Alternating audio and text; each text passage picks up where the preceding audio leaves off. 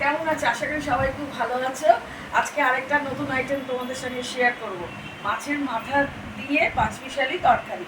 তাহলে চটপট চলে এসে আমার সঙ্গে আমি কি করে করব বা কী কী ইনগ্রিডিয়েন্টস ইউজ করব সব এক এক করে তোমরা দেখো, ভিডিওটা একদম স্কিপ করবে না, ঠিক আছে? চলে এসো। মাছের মাথা দিয়ে পাঁচমিশালি তরকারি বানানোর জন্য প্রথমে আমি দুটো কাতলা মাছের মাথা নিয়ে নিয়েছি। এবার এর মধ্যে এর সঙ্গে আমি 1 চামচ হলুদ অ্যাড করছি আর 1 চামচের থেকে একটু কম নুন অ্যাড করছি। এবার আমি একে ভালো করে নুন আর হলুদ দিয়ে মাছের মাথাগুলোকে মাখিয়ে নেব।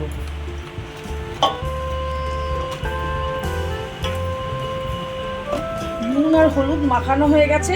এবার কড়াইয়ে তেল গরম করব আর এই মাথাগুলোকে আমি হালকা করে ভেজে নেব। আমি সর্ষের তেল দিয়ে দিয়েছি এবং তেলটা একটু গরম হয়ে গেছে। এক্ষেত্রে গ্যাসের ফ্লেমটা আমি লোতেই রাখছি, কেননা এই মুড়োগুলো আস্তে আস্তে ছাড়বো, নাহলে ছাড়ার সঙ্গে সঙ্গে ছিটে উঠবে। তাই জন্য হালকা লোতে ফ্লেমটা রেখে আস্তে করে একটা একটা করে মুড়ো সব ছেড়ে দিচ্ছি। একটা করে ছেড়ে দিচ্ছি, দুটো মুড়ো, দুটোকে হাফ করেছি, হাফ করে 4টে পিস বেরিয়েছে। এবার ভালো করে একটু ভেজে নিচ্ছি। সাবধানতা অবলম্বন করতে হবে, কেননা এই গরম তেলে এই মুড়ো ছাড়লে ফটফট করে ফুটে উঠছে। তাই জন্য একটু সাবধানতা অবলম্বন করতে হবে। আর বেশি ফুটলে একটু কোনো কিছু দিয়ে ঢাকা দিয়ে দিতে হবে। তা আমি এখন আপাতত সেরকম কিছু হচ্ছে না, তাই ঢাকা দিচ্ছি না। মাছের মাথাগুলোকে ভালো করে আমি ভেজে এবং এক এক করে তুলে দিচ্ছি। তাহলে এই মাছের মাথা ভাজা কমপ্লিট হলো। এবার হচ্ছে নেক্সট স্টেপ।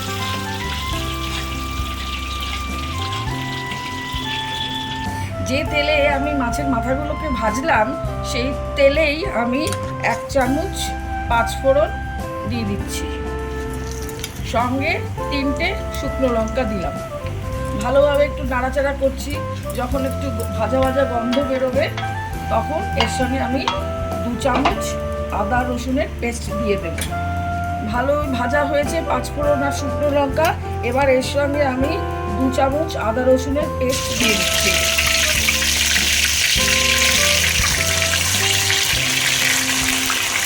আদা রসুন ততক্ষণই ভাজবো যতক্ষণ ওই কাঁচা গন্ধটা চলে যাবে।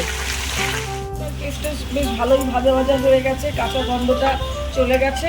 আমি এখন এর সঙ্গে 1 চামচ হলুদের গুঁড়ো দিয়ে দিচ্ছি, 1 চামচ কাশ্মীরি লাল লঙ্কার গুঁড়ো দিয়ে দিচ্ছি। এবার একে ভালো করে একটু নাড়াচাড়া করছি। একটু মশলাটা ভাজা ভাজা হবে তখন আমি এর সঙ্গে টমেটো অ্যাড করব। ভাজা ভাজা হয়ে গেছে। এখন আমি 4টে মিডিয়াম সাইজের টমেটো ছোট ছোট করে কেটেছি, সেগুলো এর মধ্যে দিয়ে দিচ্ছি। এবার টমেটো এর সঙ্গে একটু ভাজবো। যে টমেটো যদি একটু নরম হবে তখন আমি অন্যান্য সবজিগুলো এর সঙ্গে অ্যাড করব। এই টমেটোর মধ্যে আমি অল্প হাফ চামচের মতো নুন দিচ্ছি। নুনটা আমি প্রথম থেকে একটু কমই দিই, তারপরে লাস্টে আমি অ্যাডজাস্ট করি। যদি লাগে তখন দিই, আর যদি না লাগে তখন দিই না। টমেটোগুলো বেশ ভাজা ভাজা হয়েছে এবং এক এক করে সব সবজিগুলো আমি দেব। আমি 4টে মিডিয়াম সাইজের আলু কেটেছি ছোট ছোট করে, সেটা এর সঙ্গে অ্যাড করে দিচ্ছি। ভালো করে টমেটোর সঙ্গে আর এই যে মশলার সঙ্গে আলুটাকে মিশাচ্ছি। 3টে মিডিয়াম সাইজের গাজর নিয়েছি, গাজরগুলো ছোট ছোট টুকরো করেছি। এবার এর সঙ্গে আমি মিশিয়ে দিচ্ছি, আলুর সঙ্গে। আলু আর গাজরটা আগে দিচ্ছি, তারপরে আমি ওই বেগুন আর কুমড়োটা দেবো। যেহেতু বেগুন কুমড়ো নরম, এটা আগে সিদ্ধ হোক, তারপরে আমি বেগুন কুমড়োটা দেবো। আলু আর গাজরটা 80% সেদ্ধ হয়ে গেছে। এখন আমি এই কুমড়োটা এর সঙ্গে অ্যাড করে দিচ্ছি। এর সঙ্গে ভালো করে একটু নাড়াচাড়া করে দিচ্ছি। ভালো করে একটু মশলাগুলো এর সঙ্গে যাতে মেশে কুমড়োর গায়ে। এবার আমি এর সঙ্গে 3টে ছোট সাইজের বেগুন নিয়েছিলাম, ছোট ছোট করে টুকরো করেছি, এর সঙ্গে অ্যাড করে দিচ্ছি। ভালো করে এখন মেশাবো, যাতে এই লাস্টে যে কুমড়ো আর বেগুন লাস্টে আমি দিলাম এদের গায়ে যেন ভালো করে মশলাটা লাগে। এর মধ্যে আমি একটু মাছের তেল সামান্য পরিমাণে নিয়েছিলাম, এটা এর মধ্যে অ্যাড করে দিচ্ছি, তাতে কি হয় টেস্টটা খুব আরও বেশি ভালো হয়। নাড়াচাড়া করব। যখন মশলাটা এই যে কুমড়ো আর বেগুন যেটা লাস্টে আমি দিয়েছি এর গায়ে ভালো করে যখন মিশে যাবে, আর মাছের তেলটাও এখন দিলাম, এটাও ভালো করে মিশবে, তারপরে আমি একটু ধনের গুঁড়ো আর জিরের গুঁড়ো এর মধ্যে অ্যাড করব। ভালোভাবে মশলাগুলো সব মিশছে, মাছের তেলটাও এই সবজিগুলোর সঙ্গে ভালোভাবে মিশছে। এই অবস্থায় আমি 1 চামচ জিরের গুঁড়ো দিয়ে দিলাম, আর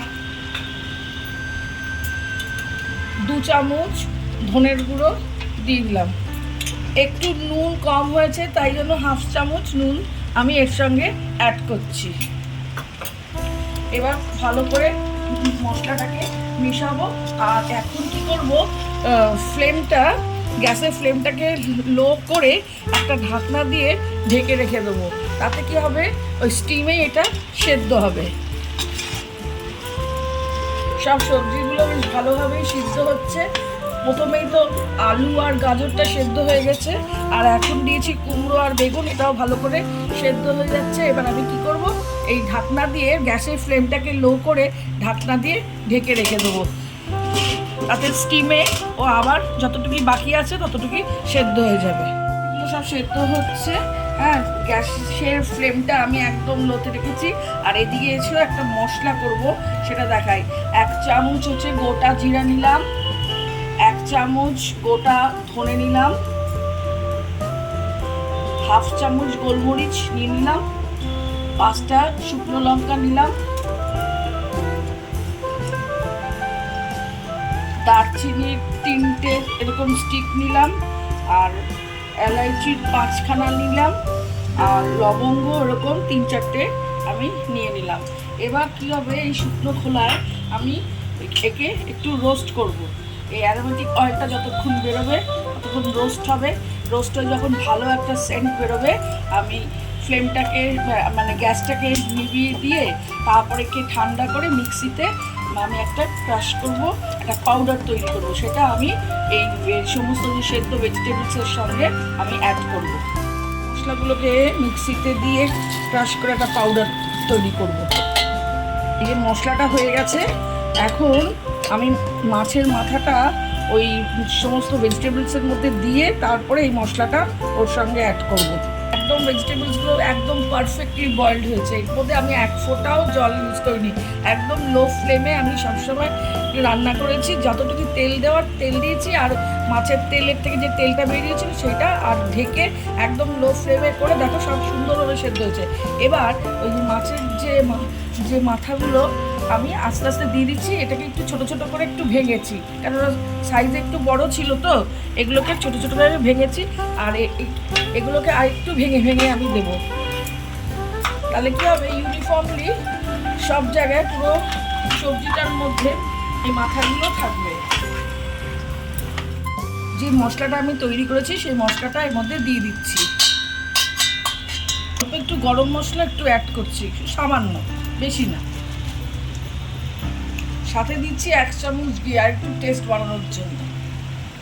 এবার ভালো করে একে মিশিয়ে তারপরে আমি নামিয়ে দেব, কারণ কি প্রায় রান্না শেষ।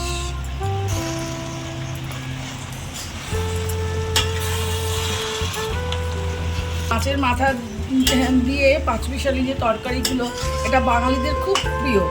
আর দেখো প্রায় হয়ে এসছে। তোমাদের যদি এই রেসিপিটা ভালো লেগে থাকে তাহলে আমাকে কমেন্ট করো। আজকে আমার রেসিপি মাছের মাথা দিয়ে পাঁচমিশালি তরকারি।